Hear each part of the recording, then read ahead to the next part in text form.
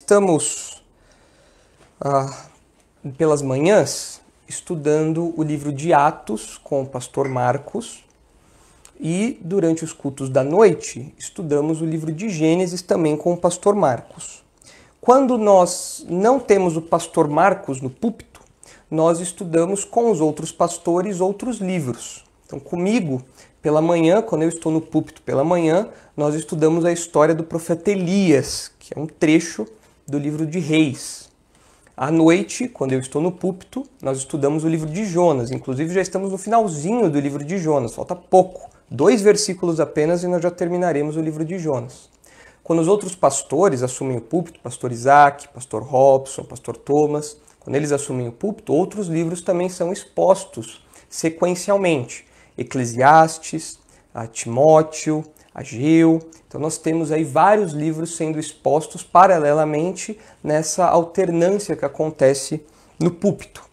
Então nesta manhã nós teremos mais um episódio, avançaremos mais um pouco na história do profeta Elias, que está lá no livro de 1 Reis, que nós já começamos a estudar há muito tempo e devagarinho aí a cada oportunidade nós vamos avançando e cobrindo aí essa história que é uma história muito conhecida das crianças por conta das EBFs, das EBDs. O próprio pastor Isaac, lá no primeiro isolamento rígido que nós tivemos, expôs toda a história do profeta Elias, adaptado aí para um contexto do departamento infantil. E nós, aqui com uma linguagem um pouco mais robusta, né, mais voltada para os adultos, de maneira mais detalhada, nós vamos aí caminhando versículo por versículo em cima da exposição de 1 Reis. Então abra aí a sua Bíblia comigo, vamos nos ajeitar aí para fazer a leitura do texto do qual estudaremos hoje, que é 1 Reis, capítulo 19. Nós leremos aí os versículos de 1 até 18. É um trecho grande, mas nós já estudamos metade desse trecho em uma ocasião passada. Nós já estudamos os versículos 1 a 8 numa ocasião anterior, e se você não viu esse vídeo, se você não viu essa aula, você pode procurar no YouTube, lá no YouTube da Igreja Batista Redenção, talvez você esteja vendo já pelo nosso canal, ou se você está no Facebook, dá uma corridinha lá, se inscreva lá. Se você não viu esse vídeo, você pode encontrar esse vídeo lá no canal do YouTube, na nossa aba de Escola Bíblica. Tem lá 1 Reis 19, de 1 a 8. E agora nós vamos ler e estudar a sequência, que vai dos versículos 9 até o 18. Mas nós vamos ler o capítulo todo para nós entrarmos aí na linha de atividade do que o livro quer dizer, ok? Então vamos entender aí o roteiro, vamos entender o que está acontecendo aqui e o que o autor de Reis registrou aqui. Tudo certo aí com a transmissão? Tem que deixar sem vibrar, eu acho que tá vibrando, tá tendo um barulho de celular. Tem que deixar sem esse barulho. Acho que não dá. Mas vamos ver aí. Os irmãos, comentem aí no Facebook se estão conseguindo ouvir bem, para a gente ter uma noção. Nós estamos testando algumas plataformas alternativas aí de transmissão. Na verdade, alternativas não, né? Nós já temos essas plataformas há muito tempo, mas estamos adaptando a forma de transmitir os cultos online. Então, se vocês puderem nos dar um feedback aí nos comentários, falando, olha, a transmissão está boa, estamos conseguindo ouvir tudo, o som está claro, a imagem está boa, se vocês puderem nos dar esse retorno, ajuda muito.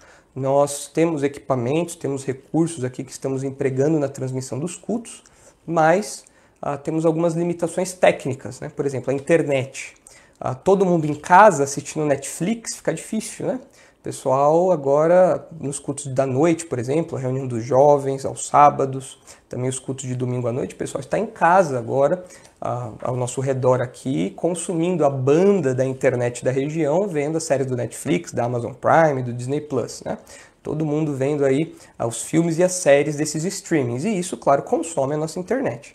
Então, eventualmente, há uma congelada na imagem, aí volta, nós estamos tentando adaptar aí do modo mais eficiente possível, mas, eventualmente, nós temos algum problema técnico, alguma limitação técnica. Então, fique à vontade para nos dar esse feedback.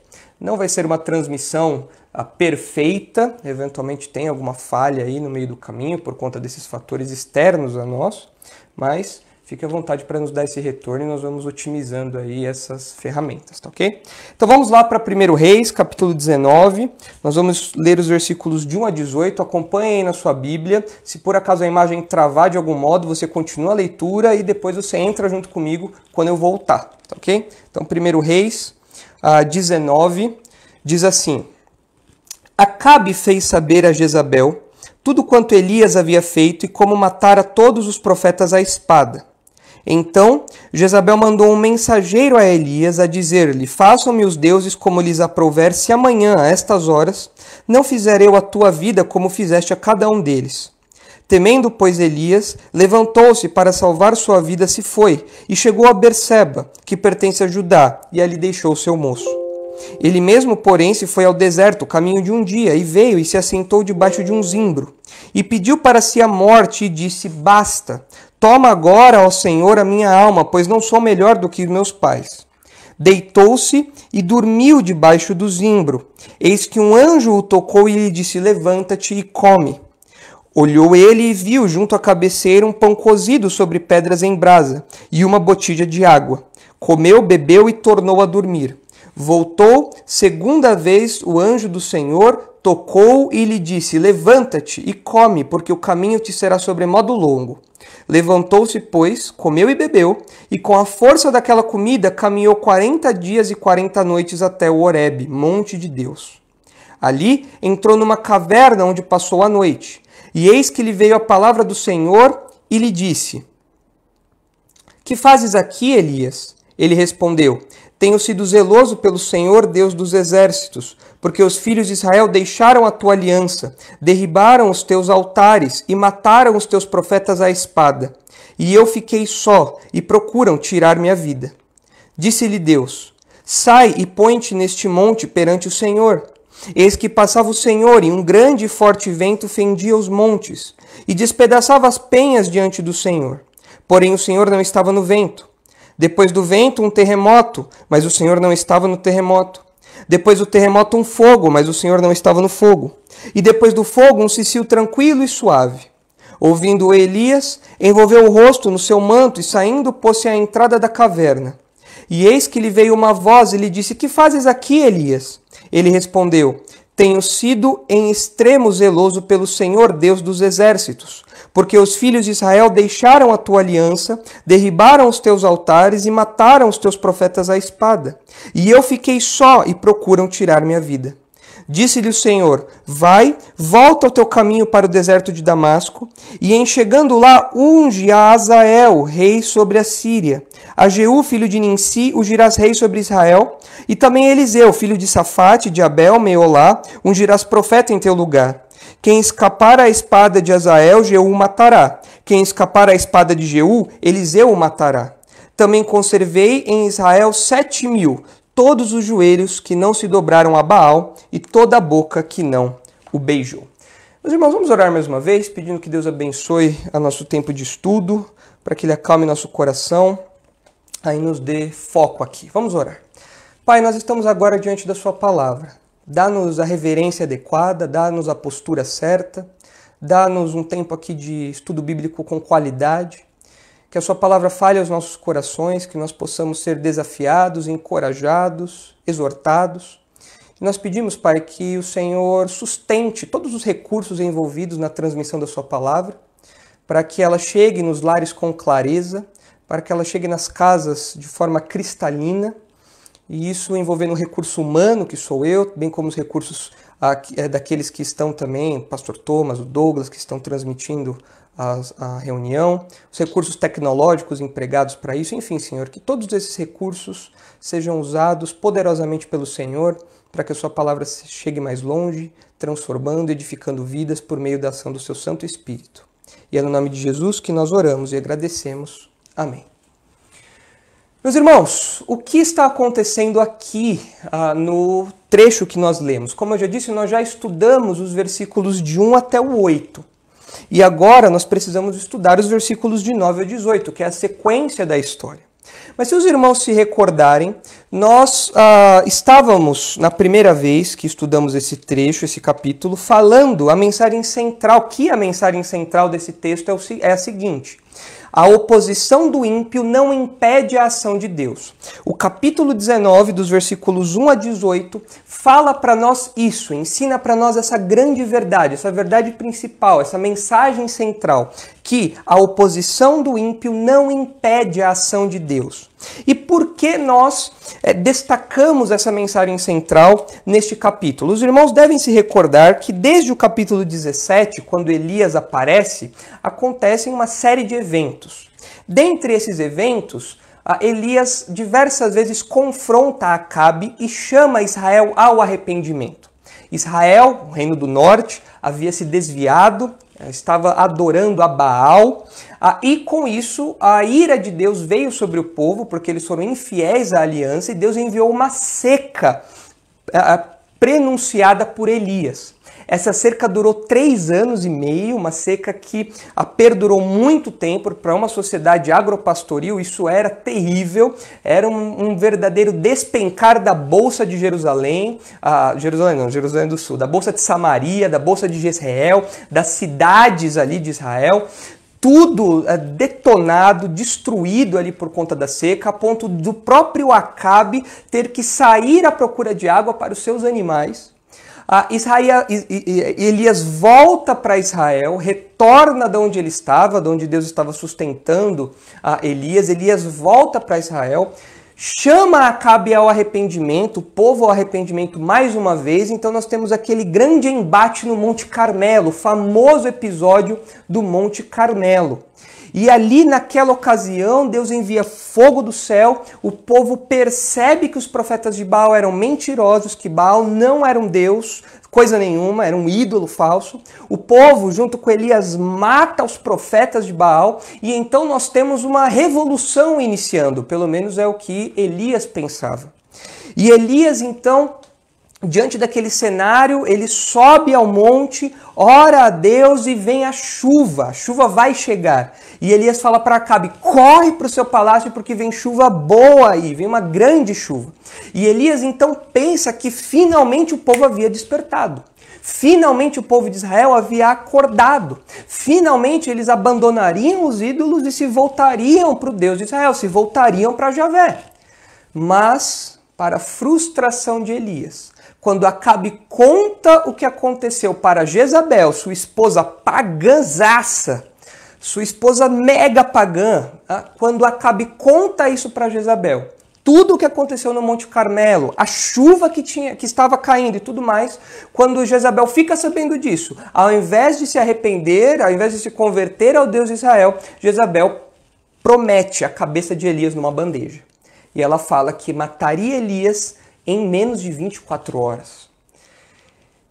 E você vê então Elias frustrado, cansado, depois de um dia intenso de atividades no Monte Carmelo, depois de matar aqueles profetas, o que não deve ter sido uma tarefa fácil, depois de correr à frente da carruagem de Acabe, fugindo da chuva, ele recebe essa ameaça de morte, ele está frustrado, ele está desmotivado, Israel não se arrependeu coisa nenhuma, a ordem que vem de cima é que a idolatria continue, e então Elias foge. E Elias foge para o Monte Sinai, ou Monte Horebe, aqui mencionado aqui no versículo 8. E nós já estudamos, então, esse capítulo, dos versículos 1 a 8, onde nós estudamos especialmente a parte da oposição dos ímpios. Nós vimos na última aula, em que estivemos em 1 Reis 19, que a oposição do ímpio traz efeitos ao servo de Deus. O servo de Deus eventualmente fica desmotivado. Nós vimos que essa ameaça, às vezes, é uma ameaça violenta, uma perseguição cruel. Mas nós vemos que Deus continua sustentando o seu povo como Deus sustenta Elias aqui nessa jornada até o Sinai.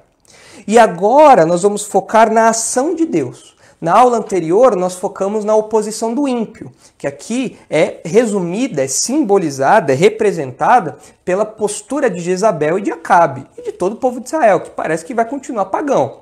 Mas isso foi na aula passada, essa oposição. Agora nós vamos ver a ação de Deus, porque a nossa mensagem central, você deve se lembrar, sempre ter isso em mente, é a seguinte: a oposição do ímpio não impede a ação de Deus. E agora nós vamos ver como é a ação de Deus. Nós vamos perceber ao longo aqui desses versículos 2 atributos de Deus que são manifestos na administração da história.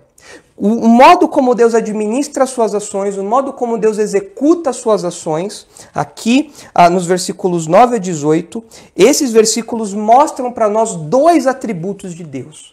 E são atributos que ficam muito evidentes aqui no texto e que certamente têm uma aplicação prática monstruosa para nós, uma grande aplicação para nós. E quais são esses dois atributos de Deus que são manifestos na administração que Deus faz da história, do modo como Deus age na história? Quais são esses dois atributos? Em primeiro lugar, nós vemos aí dos versículos 9 até metade do versículo 12, nós percebemos a ira zelosa de Deus. Deus tem uma ira zelosa. Isso significa dizer que a aliança que Deus tem com o seu povo, aqui com Israel, é cara aos olhos de Deus. É preciosa aos olhos de Deus. E as ofensas feitas ao caráter santo de Deus, a idolatria do povo aqui, que é uma ofensa à fidelidade de Deus, à aliança de Deus, isso não fica barato. Deus não deixa isso passar batido. Deus não faz vistas grossas a isso. O juízo de Deus, por vezes, nós vamos ver aqui algumas expressões disso, o juízo de Deus por vezes, a disciplina de Deus por vezes é violenta, é agressiva, é espetacular no sentido de algo que é grandioso, é algo que forma um espetáculo aqui de expressões da natureza, de fenômenos da natureza aqui. Porque Deus tem uma ira zelosa. E na administração que Deus faz da história, nós percebemos essa ira zelosa operando por vezes ao longo da história de Israel, e nós veremos outros momentos em que isso aconteceu e que vai acontecer também. Então nós percebemos que na administração que Deus faz da história, essa ação de Deus que não é impedida pelo ímpio, nós vemos aqui que essa ação envolve uma ira zelosa. Mas o segundo atributo de Deus que fica evidente aqui no texto, e está dos versículos 12 até o versículo 18, é a soberania discreta de Deus. E o que eu quero dizer com soberania discreta? Deus, no controle da história, ele controla todos os detalhes. Deus controla tudo, absolutamente tudo.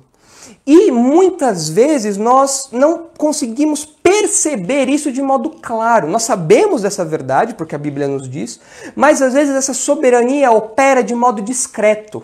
Essa soberania às vezes opera em detalhes que muitas vezes nós não percebemos, que fogem aos nossos olhos. É como algo que acontece nos bastidores. É como algo que acontece atrás da cortina, e quando a cortina se abre, o cenário já está todo montado ali.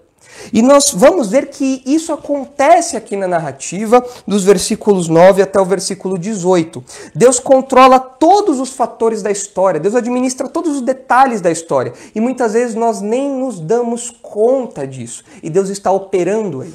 Isso tanto em nível internacional, universal, aí, pensando na história das nações, na história do universo, como pensando na nossa vida pessoal, na nossa vida individual também.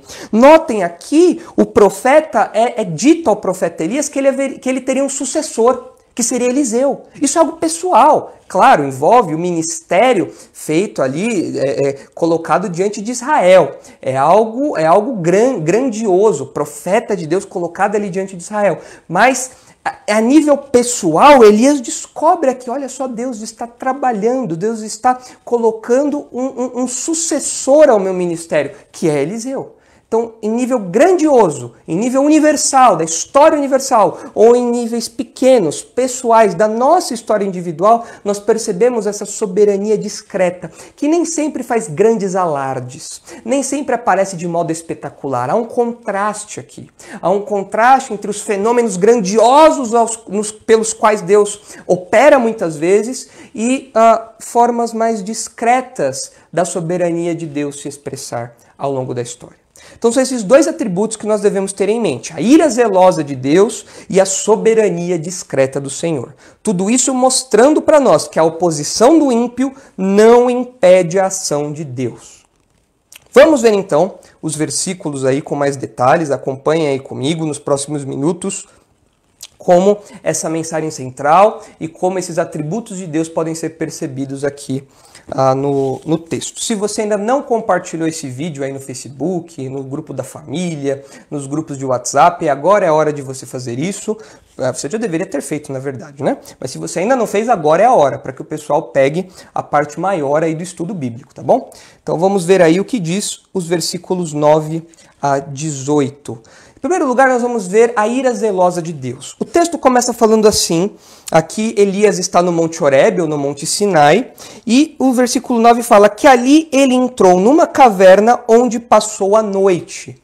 A península do Sinai é uma península repleta de montanhas, é um lugar cheio de montanhas. O Douglas, diácono da nossa igreja, provavelmente vai projetar aí uma imagem para vocês, mostrando como é aquela região do deserto do Sinai, da cadeia de montanhas do Sinai, ali da península do Sinai, onde, quando a gente fala de deserto, a gente pensa numa coisa meio Saara, mas ali você tem montanhas de pedra, né? E essas rochas, essas montanhas rochosas aí, formam muitas vezes cavernas naturais, formam muitas vezes lugares onde, ao longo da história aí de Israel, do povo judeu ali, daquela região, nós vemos o povo usando essas cavernas, algumas pessoas usando essas cavernas como Elias faz aqui.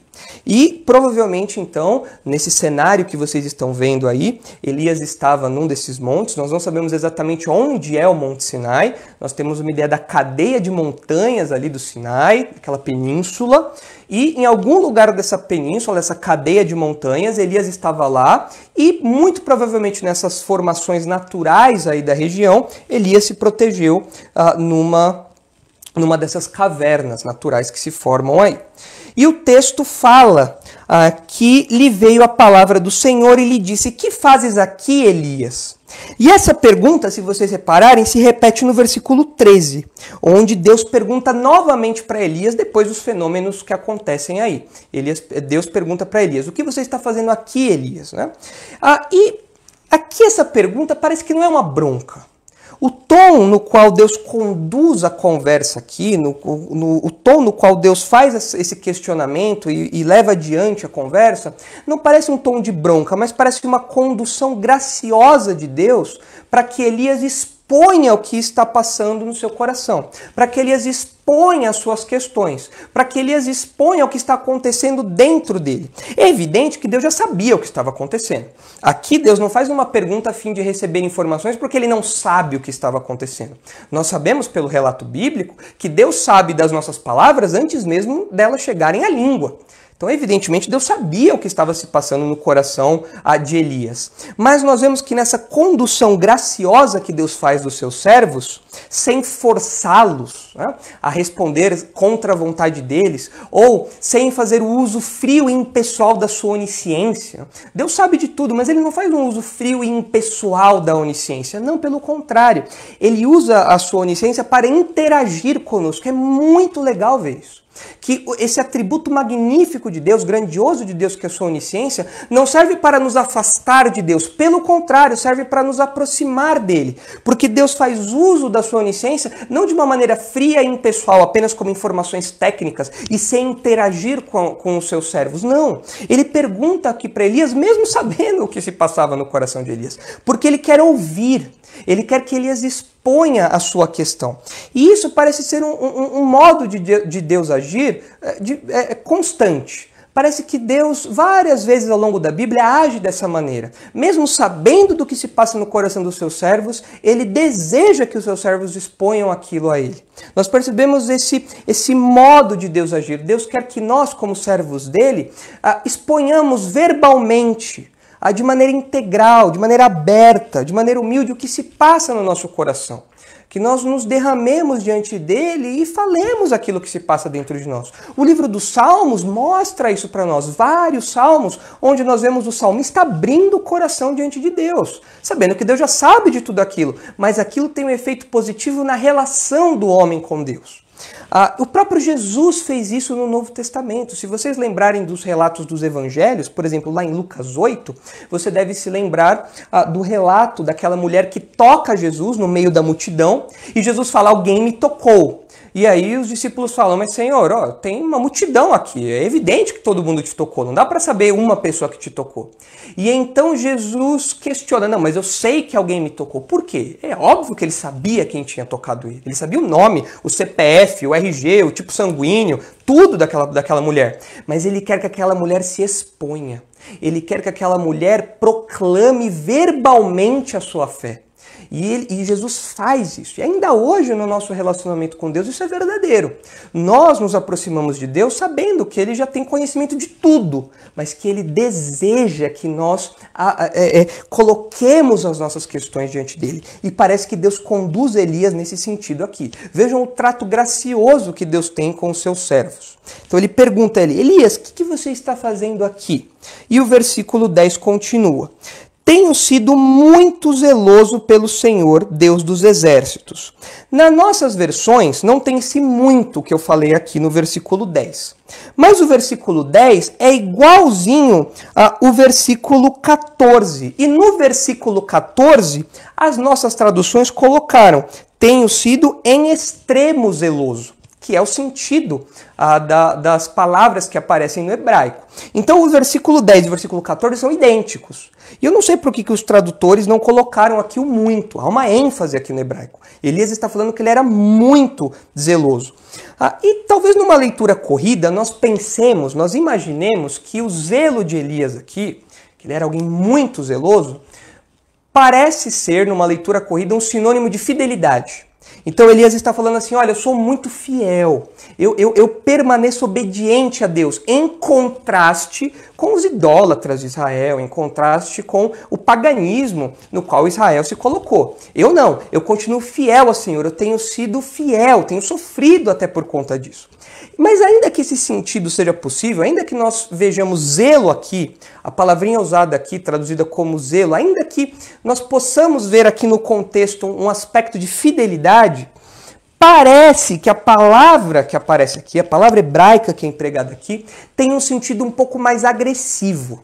Tem um sentido um pouco mais forte, que não é tanto a ideia de uma fidelidade, pode envolver fidelidade, mas é algo aqui, algumas pessoas usam um sinônimo para facilitar, que é o ciúmes. Você fala, nossa, ciúmes? Mas não é o ciúmes daquele casal de namorados que fica, nossa, é aquela coisa meio infantil. Não é esse tipo de ciúmes, né, que aparece aqui, não é esse tipo de zelo que está dizendo aqui. A ideia é de uma ira. É de uma raiva que consome diante daquilo que é errado. Trata-se da reação que nós temos quando algo que para nós é precioso é ameaçado. Essa é a ideia de zelo aqui. Eu tenho algo que é precioso, isso é ameaçado, isso é ofendido, e isso cria em mim uma reação. Isso desperta o meu zelo. Por isso que algumas pessoas falam aí dos ciúmes, né? Se o namorado ou a namorada vê o outro lá de papinho estranho, eles ficam com ciúmes, porque aquilo que é precioso está sendo ameaçado e desperta algo dentro de nós.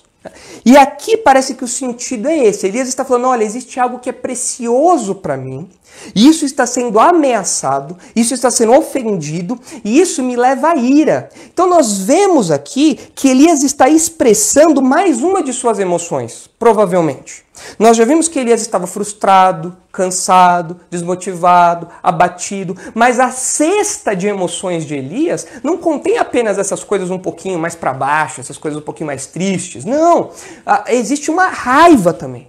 Elias está irado com a postura de Israel. Ele vê a infidelidade persistente do povo e ele fala, não é possível. Diante de tudo o que aconteceu, o povo ainda continua ofendendo ao Senhor. Vide Jezabel, vide Acabe, vide os altares. Não é possível. E é interessante observar que no caso de Deus, esse zelo também existe.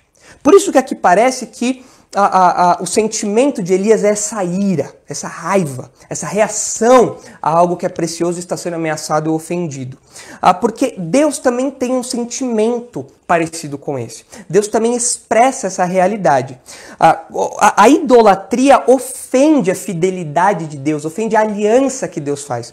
Vejam, por exemplo, em Reis mesmo, 1 Reis, capítulo 14, versículo 22. Olha isso aqui aplicado a Deus. No livro de Reis, 1 Reis 14, 22, diz assim: fez Judá o que era mal perante o Senhor, e com os pecados que cometeu, o provocou a zelo, mais do que fizeram seus pais. Aqui é uma reação. O povo fez o que era mal perante Deus, e Deus reagiu a isso porque algo que era precioso para Deus foi ameaçado. A fidelidade à aliança, a obediência aos mandamentos, isso é caro a Deus. Isso é precioso para Deus, isso estava sendo atacado. Então Deus se levanta, Deus se ira, Deus tem esse zelo aceso em si. Nós vemos isso também em Deuteronômio. Se vocês abrirem lá rapidamente em Deuteronômio, no capítulo 32, vocês vão ver essa postura também associada a Deus, essa realidade associada a Deus. Depois vocês podem ver aí os versículos 10 até o 25. É um trecho longo, mas eu quero destacar os versículos 16 e 21. Vejam os versículos 16 e 21. Com deuses estranhos, aqui falando de Israel, ok? Da história de Israel. Com deuses estranhos o provocaram a zelos, com a abominação o irritaram. Veja que esse sentimento, essa ira, essa raiva por conta da infidelidade do povo. Versículo 21 diz assim: a zelos me provocaram com aquilo que não é Deus. Com seus ídolos me provocaram a ira. Portanto, eu os provocarei a zelos com aquele que não é povo.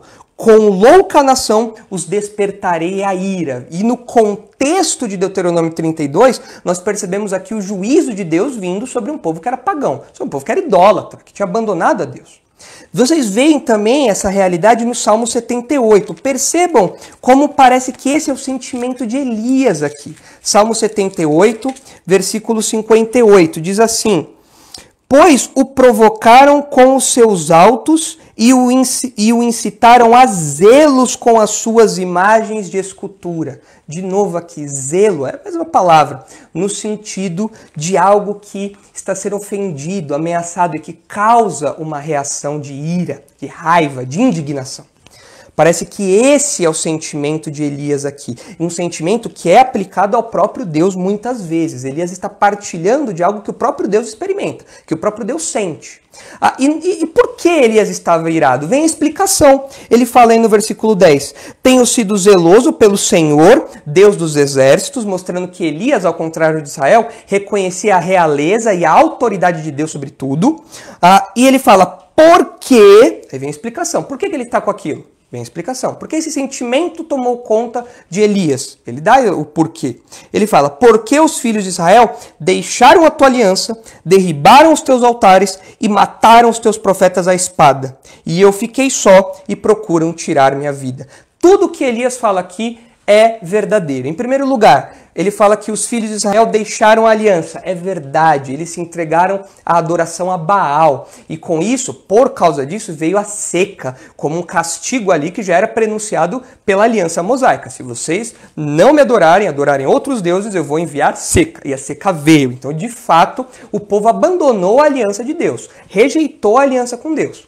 Elias também fala que eles derrubaram os altares, e é verdade. Lá no episódio do Monte Carmelo, nós vemos que Elias, quando chega a sua vez de orar a Deus, Elias pega algumas pedras e restaura um altar antigo, que provavelmente foi derrubado por conta da instalação da adoração a Baal, aos outros deuses. Mas, de fato, o povo abandonou a Deus e derrubou os altares. Não queriam saber nada a respeito de Javé, a respeito do Deus de Israel. Elias fala também que os israelitas mataram os teus profetas à espada. Verdade também. Jezabel deu ordens para que os profetas fossem assassinados. E no final Elias fala, e só eu fiquei, ou eu fiquei só. Elias já havia dito isso lá no Monte Carmelo. Ele fala, só estou eu aqui agora como profeta do Senhor. E apesar dele ter ouvido lá no episódio que antecede o embate do Monte Carmelo, que Obadias havia protegido 100 profetas de Deus, escondendo-os em cavernas para que eles não fossem mortos por Jezabel, ainda que existissem aí esses 100 profetas, parece que a ênfase de Elias aqui é no ministério público. Ele está falando assim, olha, quem que fala publicamente? Quem que denuncia Acabe e Jezabel publicamente? Quem que dá a cara para Jezabel e para Acabe bater? Sou eu. Eu sou o único que faz isso aqui em Israel de modo público, de modo aberto, sem medo. Então, ainda que Elias soubesse que ele não era o único fiel a Deus no meio daquela nação, ele está olhando aqui para o ministério público dele, falando, olha, aqui em Israel eu só sei de mim, que faz esse tipo de coisa, que denuncia Acabe, Jezabel e os pecados do povo. Então tudo que Elias fala aqui parece ser verdadeiro. E aí nós chegamos nos versículos 11 e 12, olha só o que diz. Disse-lhe Deus, sai e põe-te neste monte perante o Senhor. Eis que passava o Senhor, e um grande e forte vento fendia os montes e despedaçavam as penhas diante do Senhor. Porém o Senhor não estava no vento. Depois do vento, um terremoto, mas o Senhor não estava no terremoto. Depois do terremoto, um fogo, mas o Senhor não estava no fogo. E depois do fogo, um cicio tranquilo e suave. Nós percebemos aqui nesses versículos ações violentas, fenômenos naturais violentos, fortes, impactantes, agressivos. Nós vemos um vendaval que vem sobre o monte ali, então você imagina aquelas cadeias de montanhas e um vendaval vindo de maneira que as rochas se desprendiam das montanhas e a coisa ia ficando feia, aquele vendaval vindo. Depois você tem um terremoto e depois do terremoto você tem fogo. Então é um cenário apocalíptico, é um cenário de proporções assim cinematográficas. É uma coisa intensa acontecendo ao redor de Elias. Só que o texto é curioso, parece enigmático. Eu admito que sempre que eu li esse texto em outras ocasiões, eu ficava aqui pensando comigo, mas o que isso quer dizer? Porque é enigmático, é um pouco enigmático isso aqui. O que Deus quis dizer para Elias com essas expressões aqui da natureza, né? Com fogo, com vento, com terremoto. O que acontece aqui, como Elias responde a isso? Por que Deus faz isso? O que significa isso? O que significa o vendaval, o terremoto, o fogo, né? Bom, quando nós olhamos para o Antigo Testamento como um todo, nós percebemos várias vezes esses fenômenos acontecendo, Deus enviando esses fenômenos. O vento, o vendaval, o fogo, o terremoto. E isso está associado, essas ações violentas estão associadas à chegada imponente de Deus. Quando o Senhor dos Exércitos chega, quando Deus chega, quando Javé se apresenta ao povo, nós temos esses fenômenos acontecendo aqui com o intuito de incutir temor no povo. Inclusive, alguns fenômenos semelhantes a estes que ocorreram aqui com Elias aconteceram naquele mesmo lugar, naquela mesma região, anos antes, quando o povo de Israel estava com Moisés lá no Monte Sinai. Se vocês olharem lá Êxodo capítulo 19, acompanhem comigo, vocês vão ver que isso possivelmente era algo conhecido do profeta Elias e que tem alguma conexão com o que está acontecendo aqui. Naquele monte, certa vez, esses fenômenos apareceram. E olha só como isso mostra o anúncio poderoso, que deve incutir temor, o anúncio da chegada poderosa de Deus. Olha só, Êxodo 19, versículos 16 a 19. Ao amanhecer do terceiro dia, Êxodo 19, 16.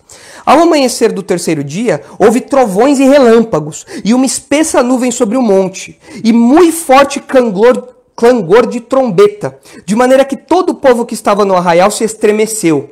E Moisés levou o povo fora do arraial ao encontro de Deus, e puseram-se ao pé do monte. Todo o monte Sinai fumegava, porque o Senhor descera sobre ele em fogo. A sua fumaça subiu como fumaça de uma fornalha, e todo o monte tremia grandemente. E o clangor da trombeta ia aumentando cada vez mais. Moisés falava e Deus lhe respondia num trovão. Então isso já aconteceu de modo muito semelhante lá atrás com o povo de Israel.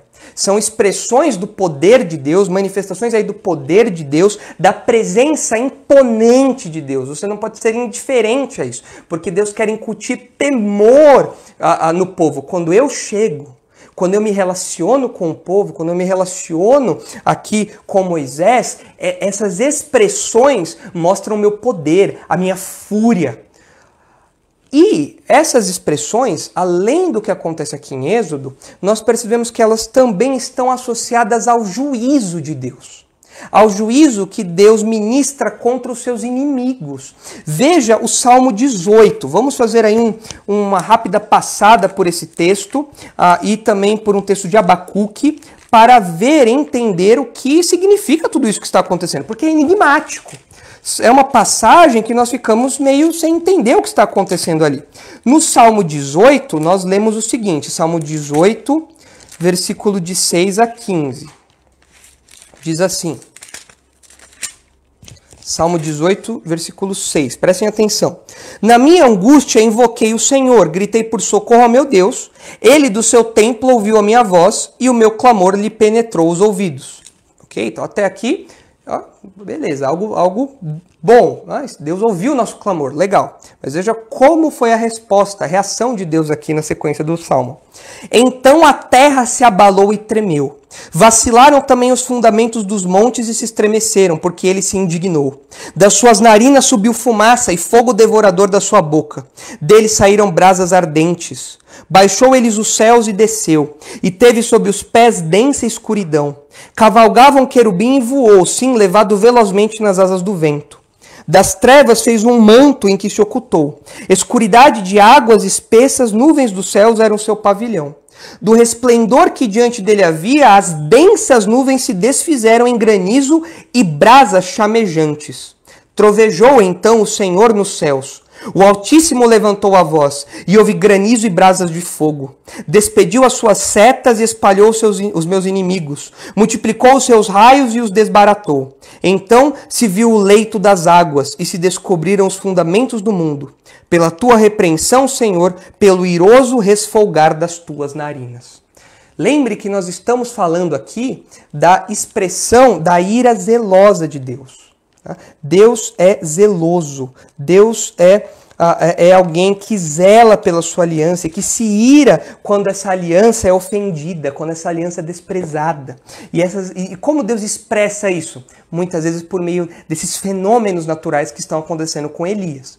Veja também Abacuque no capítulo 3. Abacuque 3 diz assim, Abacuque 3:1. Oração do profeta Abacuque sobre a forma de canto. Tenho ouvido, ó Senhor, as tuas declarações e me sinto alarmado.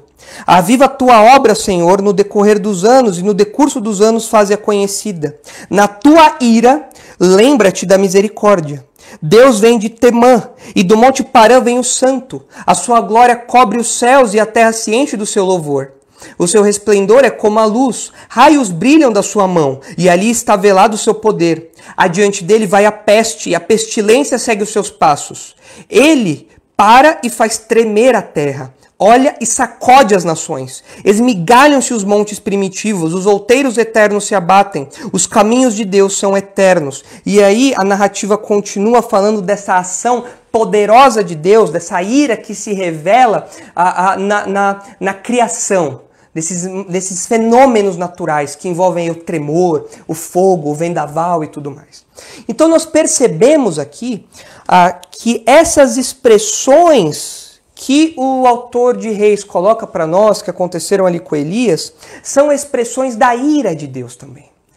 Trata-se de um Deus poderoso, digno, da realeza, o Senhor dos exércitos, que quando ele chega, ele impõe a sua presença de modo indescritível, de modo espetacular, e que muitas vezes, desse mesmo modo, ele ministra juízo aos inimigos de Israel. E ministra disciplina ao povo também. Então parece que o que acontece aqui, perceba, é uma semelhança do que está acontecendo com Elias. Elias está indignado, o zelo de Elias o está consumindo. E Deus mostra para Elias que ele também sabe levantar a voz, que ele também tem esse sentimento de ira, que ele também sabe o que é estar indignado por conta do pecado do povo, que rejeita o Senhor dos exércitos, que levanta os pulsos contra o Senhor dos exércitos. Deus envia fogo, vendaval e terremoto, mostrando, eu sei o que é isso. São expressões da minha ira também.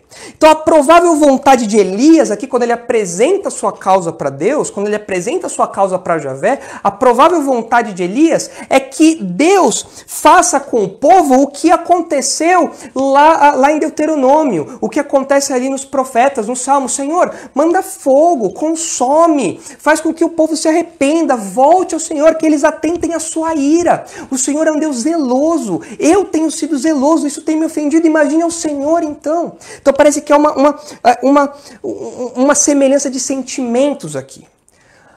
Mas o texto fala que em todos esses fenômenos naturais, o Senhor não estava. É uma expressão curiosa também. Veio o vendaval, Deus não estava no vendaval. Veio o terremoto, Deus não estava no terremoto. Veio o fogo, Deus não estava no fogo.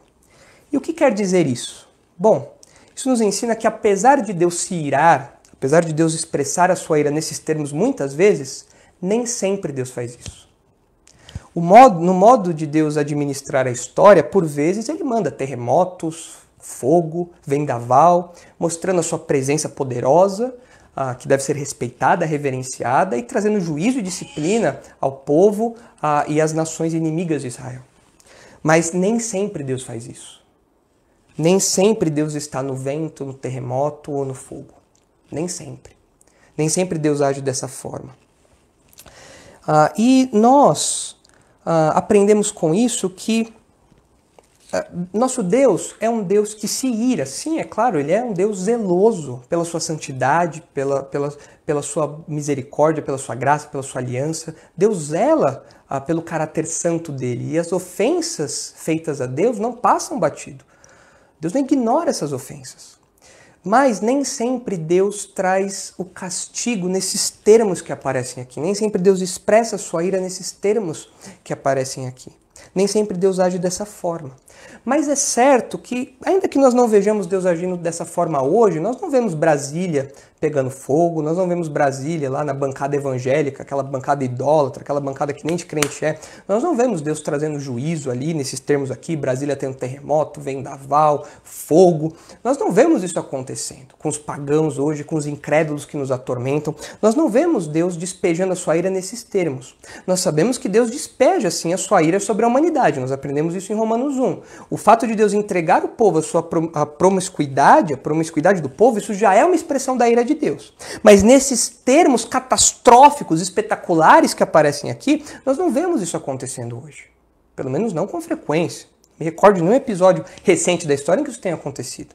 Mas o fato de Deus não agir dessa forma sempre, e parece que não age dessa forma hoje, não deve tirar da nossa mente, ou melhor, não deve nos fazer esquecer. Nós não podemos esquecer que um dia Deus agirá dessa forma catastrófica novamente, derramando a sua ira sobre todo o mundo ímpio. Nós lemos em Apocalipse, nós vemos as taças da ira de Deus sendo derramadas.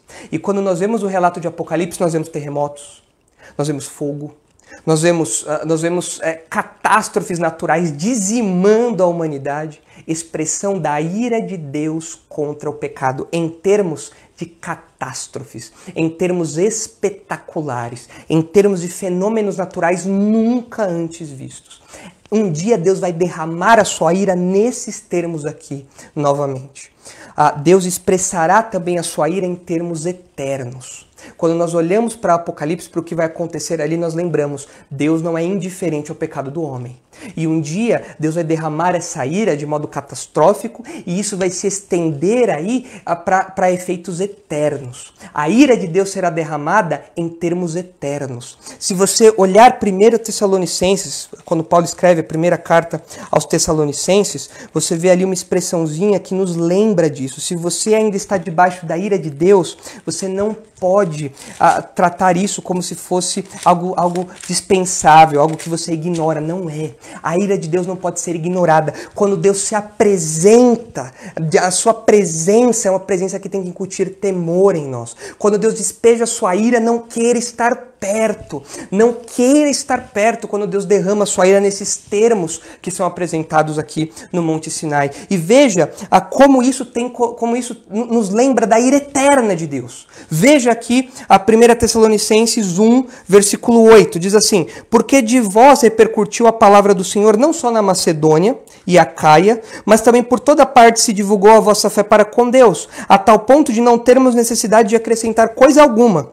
Pois eles mesmos, no tocante a nós, proclamaram que repercussão teve o nosso ingresso no vosso meio, e como, deixando os ídolos, vos convertestes a Deus, para servirdes o Deus vivo e verdadeiro, e para aguardares dos céus o seu Filho, a quem ele ressuscitou dentre os mortos, Jesus, que nos livra da ira vindoura, há uma ira reservada para o futuro.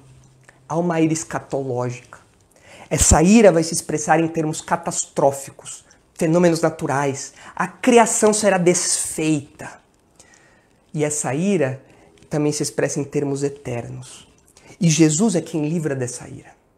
Por isso Paulo fala aos Tessalonicenses, vocês abandonaram os ídolos e se voltaram ao Deus que salva vocês da ira vindoura. Você já está salvo da ira vindoura?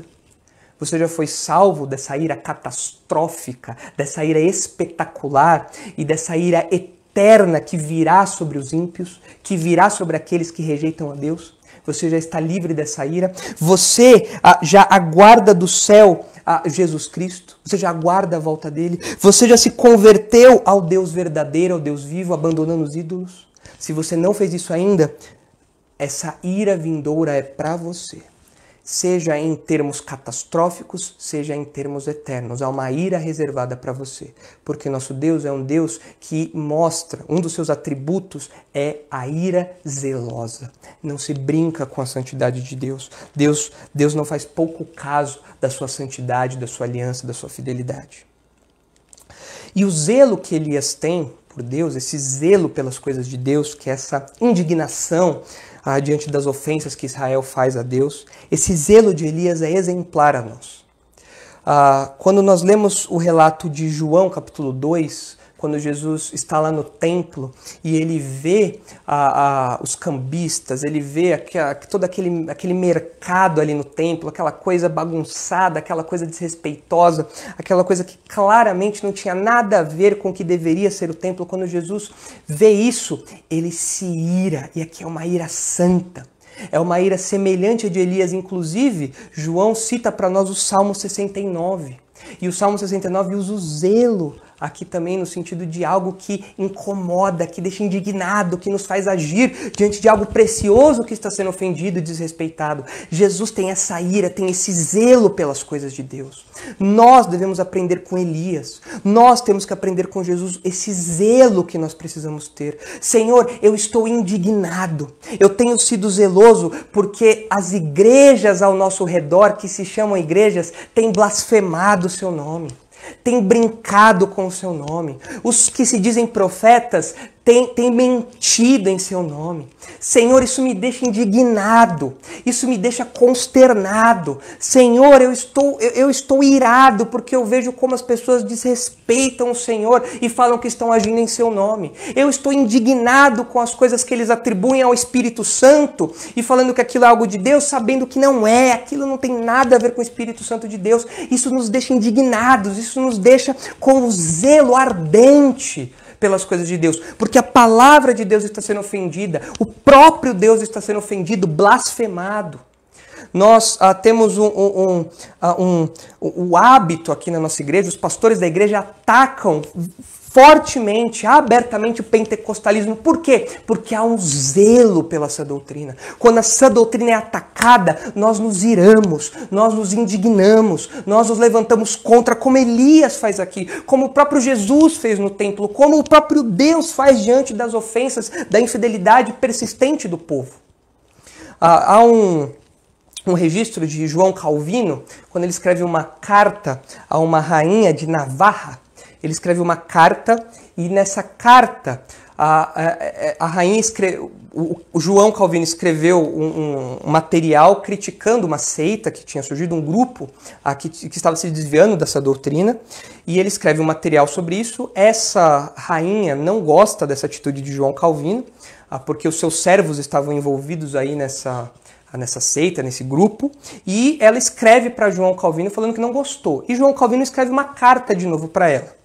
E nessa carta, João Calvino fala uma frase muito famosa, que você já deve ter visto aí no Facebook, no Instagram, nessas frases que aparecem aí nas nossas redes sociais, que é assim: o cão late quando o seu dono é atacado. Eu seria um covarde se visse a verdade divina ser atacada e continuasse em silêncio, sem dizer nada. Diante da ameaça dos libertinos contra a qual João Calvino lutava, ele não podia ficar quieto. Por mais que isso ofendesse a rainha de Navarra, por mais que isso ofendesse aquela mulher, ele não podia ser indiferente àquilo. A verdade está sendo atacada, eu não vou ficar indiferente. E tem muitos crentes que são indiferentes. Grandes pastores pastores dos nossos dias, que são aclamados por todos, são indiferentes às bizarrices pentecostais. São indiferentes aos ataques a essa doutrina. Parece que tentam ser conciliatórios, tentam abraçar todo mundo. O zelo deles não arde. Não arde como Elias. Elias não tem essa postura. Elias não tem essa coisa de politicamente correto. Elias vai lá e fala o que tem que ser falado, porque o zelo arde. Esse é o sentimento de Elias, que é partilhado por Jesus, que é partilhado pelo próprio Deus. E é por isso que nós nos indignamos com aquilo que é errado, nos indignamos com o pecado, com os ataques a essa doutrina, com os ataques a Deus, os ataques à Escritura, as coisas bizarras que são atribuídas ao Espírito Santo. Nós nos indignamos com isso, porque isso é uma expressão da ira zelosa de Deus. Nós, servos de Deus, compartilhamos um pouco disso. Nós temos esse zelo também, como Elias tinha aqui. Mas nós estamos falando que os versículos 9 a 12 mostram para nós essa ira zelosa. Por vezes, nós já vimos, Deus se manifesta dessa maneira. E essa talvez fosse a expectativa de Elias. Mas, dessa vez, na história, Deus escolheu não agir assim. Essa ira zelosa não se expressou em termos catastróficos. Não se expressou para com o povo de Israel por meio desses fenômenos naturais aí. Nós temos agora um segundo atributo de Deus, que mostra como ele administra a história. Nós estamos falando que a oposição do ímpio não impede a ação de Deus. E na ação de Deus, no modo de Deus conduzir a história, nós vemos a sua ira zelosa e nós vemos a sua soberania discreta. E é muito bonito ver isso. Olha o que acontece na sequência aí do versículo 12. Depois do terremoto, um fogo, mas o Senhor não estava do fogo. E depois do fogo, um cicio tranquilo e suave. As ações violentas que aparecem aqui são contrastadas com um sussurro, algo muito suave, né? Um murmurar, um cochicho, algo bem leve, bem tranquilo, contrastando com tudo aquilo que tinha acontecido antes. E Elias entende que Deus estava presente nessa expressão aí do seu poder. Então ele sai à caverna. O texto diz: depois do fogo, um cicio tranquilo e suave. Ouvindo-o, Elias envolveu o rosto no seu manto e, saindo, pôs-se à entrada da caverna.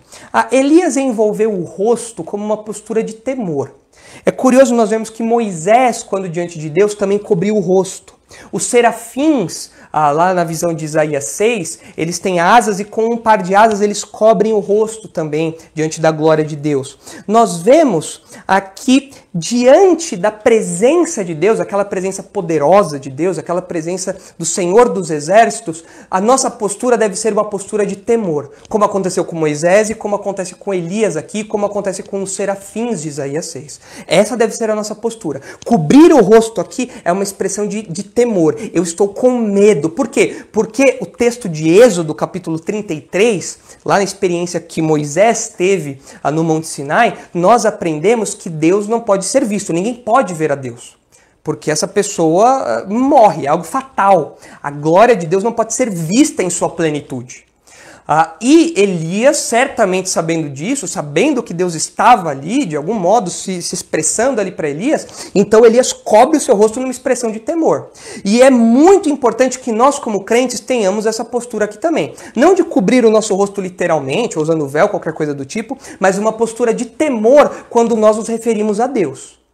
É diferente do que acontece hoje em dia no meio pentecostal e no meio neopentecostal. Novamente, nós vemos isso acontecendo no meio pentecostal e neopentecostal, nós vemos acontecendo os abusos dessa doutrina, coisas que não têm nada a ver com Deus, que não é uma postura adequada diante de Deus. Recentemente eu compartilhei um vídeo de um bando de jovens, um monte de jovens, que estavam pulando, feito gazelas, uma bagunça acontecendo numa quadra ali de futebol, num campo de futebol, e os jovens indo, pulando, dançando, fazendo ciranda, chorando, parecia que estava com dor de barriga lá, se contorcendo e tal. E aí no meio do campo tinha uma cadeira de plástico, branca. E aí o rapaz que está filmando fala: olha isso, olha que bênção, tudo diante do Pai. E mostra a cadeira, como que falando que Deus está sentado naquela cadeira de plástico. Meus irmãos, isso mostra uma irreverência tão grande. São vários erros teológicos envolvidos nisso, vários. Pneumatologia, teontologia, bibliologia, enfim, se a gente fosse listar aqui demoraria muito. Mas a gente vê que as pessoas não têm noção do temor a Deus. Peraí, Elias e Moisés, diante dessas manifestações aqui, eles cobriram o rosto em temor. E você olha para uma cadeira de plástico e fala, olha o pai ali. Que ideia é essa? Que bizarrice é essa? Que coisa maluca é essa? Que doideira é essa? Então nós percebemos que a nossa postura como crentes deve ser uma postura de temor. E aí, depois que Elias sai, no versículo 13, depois que ele sai ali da caverna, eis que lhe veio uma voz e lhe disse, que fazes aqui, Elias? Ele respondeu, tenho sido em extremo zeloso pelo Senhor, Deus dos exércitos, porque os filhos de Israel deixaram a tua aliança, derribaram os teus altares e mataram os teus profetas à espada. E eu fiquei só e procuram tirar minha vida. Nós já estudamos aqui o que Elias disse na resposta anterior, lá no versículo 10. Versículo 15. Disse-lhe o Senhor, vai, volta ao teu caminho para o deserto de Damasco, e em chegando lá, unge a Azael, rei sobre a Síria. Os irmãos devem lembrar que a Síria era um reino que ficava acima de Israel. E naqueles tempos ele era comandado por Ben-Hadad, pelo rei Ben-Hadad. O reino da Síria era comandado por Ben-Hadad. E Azael, depois desses episódios aqui, quando Azael descobre que ele vai ser o rei da Síria, depois desses episódios, quando Azael descobre que ele vai ser o rei da Síria, ele mata Ben-Hadad asfixiado. Então ele assume o trono. Então aqui nós vemos que Deus está mostrando o que vai acontecer, ele está direcionando a história, falando, olha, tem outros acontecimentos aí que você não sabe que vão conduzir a disciplina de Israel, estão envolvidos com a disciplina do meu povo. Um desses fatores é que Azael será rei da Síria. E nós vemos lá em 2 Reis, nós não temos tempo de ver aqui, mas você pode ver lá em 2 Reis, que Azael, que era um dos comandantes ali do reino da Síria, alguém próximo ali ao rei, ele mata Ben-Hadad asfixiado, e então ele assume a posição de rei da Síria. E Azael trouxe um juízo severo a Israel. A Síria foi uma ferramenta usada por Deus para trazer juízo a Israel. Veja o que diz 2 Reis, capítulo 8. Quando Eliseu, o sucessor de Elias, fala a Azael o que vai acontecer com ele, nesse anúncio de que ele será o futuro rei da Síria. Olha lá, 2 Reis 8:11. Diz assim, olhou Eliseu para Azael e tanto lhe fitou os olhos que este ficou embaraçado e chorou o homem de Deus. Então disse Azael, por que chora o meu senhor? Ele respondeu, porque sei o mal que hás de fazer aos filhos de Israel. Deitarás fogo às suas fortalezas, matarás a espada os seus jovens, esmagarás os seus pequeninos e rasgarás o ventre de suas mulheres grávidas. Azael, como rei da Síria, faria tudo isso aqui para trazer juízo a Israel. E nós vemos aqui Deus falando, você, Elias, vai ungir Azael como rei da Síria. O meu plano de disciplina para Israel não parou, não terminou, não vai ceder diante da oposição de Jezabel, de Acabe e dos ímpios. A história continua sob o meu comando. E Azael, o rei Ciro, será usado como ferramenta para cumprir esse propósito. Na sequência, no versículo 16, nós temos um outro personagem citado aí, que é Jeú. A Jeú, filho de Ninsi, ungirás rei sobre Israel, e também Eliseu, filho de Safate, de Abel-Meolá, ungirás profeta em teu lugar. Jeú era o comandante do exército de Acabe. Jeú era um comandante ali do exército de Israel. E ele foi responsável, no futuro, aqui na sequência da história, ele é responsável por matar Jorão, que é o filho de Acabe. Acabe teve Acasias, Acasias morreu sem deixar filhos, então o trono de Israel passou de Acasias para Jorão, que era filho de Acabe também, e Jeú matou Jorão. E não apenas Jeú matou Jorão, como também ele esteve envolvido na morte de Jezabel. Se você ler lá depois o relato de 2 Reis capítulo 9, você vai ver a morte terrível que Jezabel teve e Jeú estava envolvido nisso. Então nós vemos que Jeú assumirá o reinado de Israel no lugar da dinastia de Acabe. E isso serve de consolo para Elias. Veja aqui, Elias, a dinastia de Acabe vai acabar. Essa dinastia pagã que te persegue, que quer te matar, dessa mulher ímpia que é Jezabel, essa dinastia terá o juízo vindo das mãos de Jeú. E isso realmente aconteceu. Jorão foi morto por Jeú, Jeú assumiu ali o reinado de Israel e acabou com a dinastia de Acabe.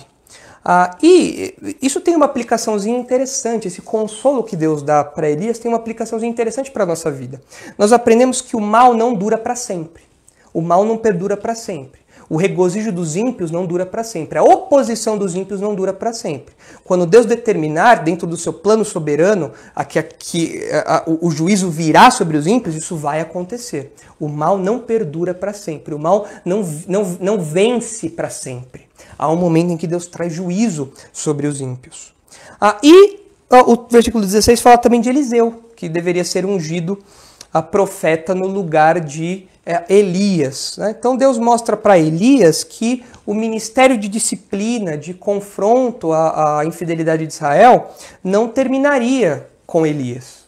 Continuaria, há uma sequência programada. O plano de Deus continuaria, mesmo que Elias ficasse para trás, mesmo que Elias deixasse de existir, morresse lá, mesmo que Elias não exercesse mais o seu ministério, o propósito de Deus, o ministério que Elias começou, continuaria por meio de Eliseu. O Elias passaria o bastão para Eliseu, que seguiria essa tarefa aí.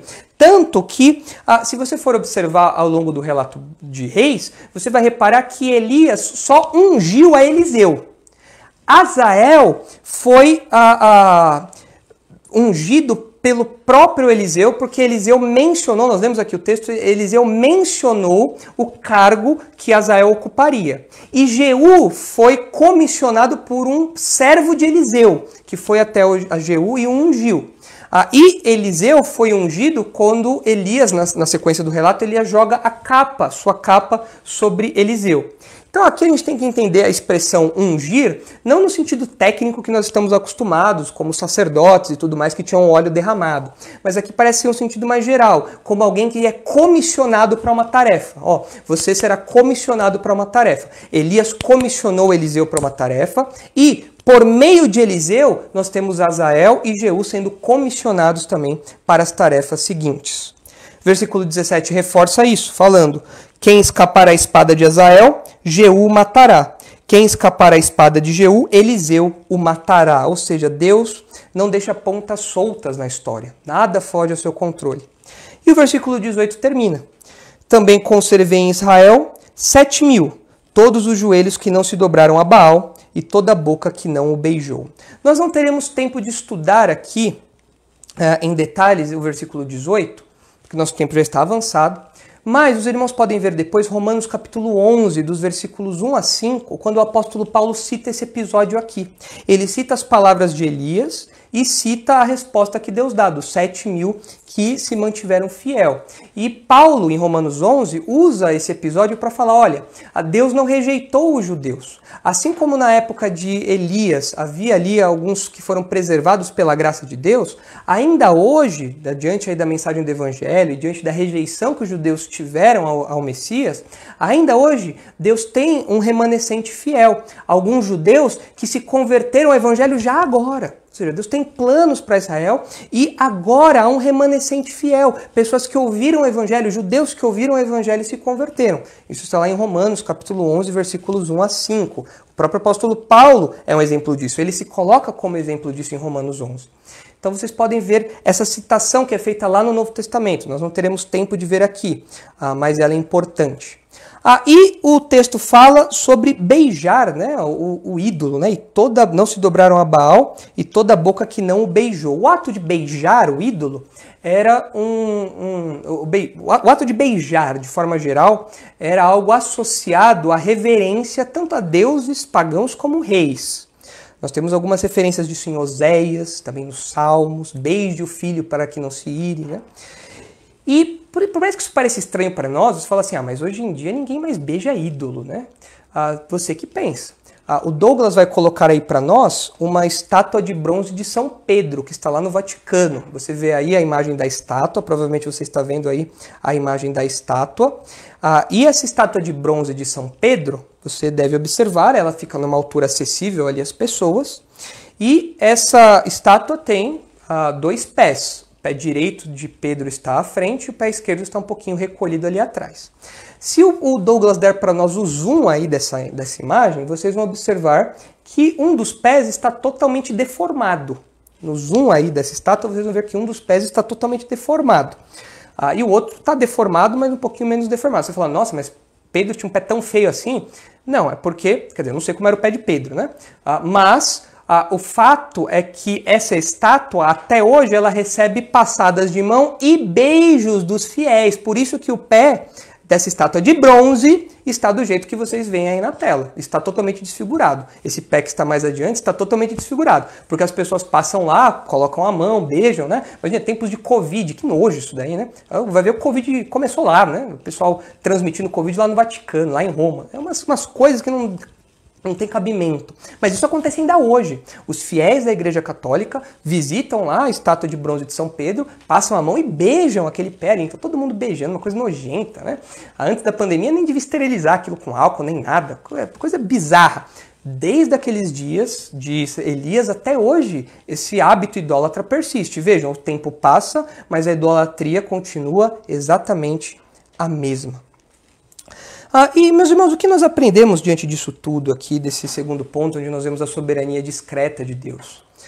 O fato de Deus agir de modo discreto deve nos encorajar e consolar, porque nós estamos num mundo que parece estar sem freios. Nós vemos os governos perdidos em corrupção, em escândalos, e nós não vemos nada de bom acontecendo, e nós falamos, meu Deus, onde está o seu controle? Onde está a ira que o Senhor vai despejar sobre o pecado? E nós precisamos lembrar que na administração que Deus faz da história, por vezes ele age de forma discreta. Deus está agindo de forma discreta. Deus continua controlando a história. Nós não precisamos nos desesperar ou ficar desamparados, como acontece aqui com Elias em um momento do seu ministério. Deus continua controlando a história, mesmo que de forma discreta, mesmo que nós não percebamos todos os detalhes. Deus está ali. Nós aprendemos isso no livro de Esther. Esther foi colocada naquela posição de rainha num momento crucial para libertar o povo judeu da morte, ali no Império Persa. E Deus foi conduzindo todos os detalhes da vida de Esther para que ela chegasse até aquele lugar e todo o povo fosse beneficiado por isso. Então é muito importante que nós descansemos na soberania discreta de Deus. Nós também precisamos lembrar que nem sempre Deus age de forma catastrófica, de forma espetacular. Nosso desejo é que houvesse um terremoto, fogo, vendaval em Brasília, no STF, em todos os lugares. Esse seria o nosso desejo, diante de tanta corrupção, mentira, escândalos. Mas nem sempre Deus age de maneira catastrófica, derramando, despejando a sua ira nesses termos. Muitas vezes Deus age de forma discreta, conduzindo a história de acordo com os seus propósitos. Por fim, o povo evangélico hoje é muito fissurado nessas expressões espetaculares do poder de Deus. De fato, isso existe na Bíblia, mas existem momentos da história em que Deus administra isso. Não é sempre que Deus age dessa maneira. E por valorizar demais esses eventos espetaculares, e o dia da grande unção, o derramamento do fogo de Deus, aquela coisa toda, essas profetadas que eles dão e tudo mais, esse povo perde a noção de um Deus soberano que cuida dos detalhes da nossa vida. Um Deus soberano que cuida de todos os fatores e que conduz toda a história. Nós precisamos lembrar que existem sim períodos em que Deus age de maneira milagrosa, espetacular. O Êxodo, o ministério de Elias e Eliseu, Jesus e os apóstolos, ali no livro de Atos. Mas hoje Deus continua agindo. Não é porque Deus não faz mais coisas tão espetaculares com tanta frequência como os milagres que aconteciam nessas épocas, que Deus não continua agindo na história. Pelo contrário, Ele continua colocando os jogadores ali naquele tabuleiro do jeito que Ele quer, movendo as peças de acordo com a sua soberana vontade, de modo discreto, de modo que os detalhes da nossa vida individual, pessoal, estão debaixo do seu cuidado também. O nosso ministério, nosso trabalho, nosso serviço cristão está debaixo do cuidado de Deus. Mesmo que haja oposição dos ímpios, nós temos que lembrar, o Senhor continua guiando a história. O Senhor continua protegendo o seu povo. O Senhor continua direcionando cada detalhe da história. Muitas vezes por meio de uma soberania discreta. Quando nós aprendemos essas verdades, o nosso coração descansa. Muito bem, então nós aprendemos aí que a oposição dos ímpios não impede a ação de Deus. E nessas ações, na administração da história, no agir de Deus, Deus revela sua ira zelosa e Deus revela sua soberania discreta.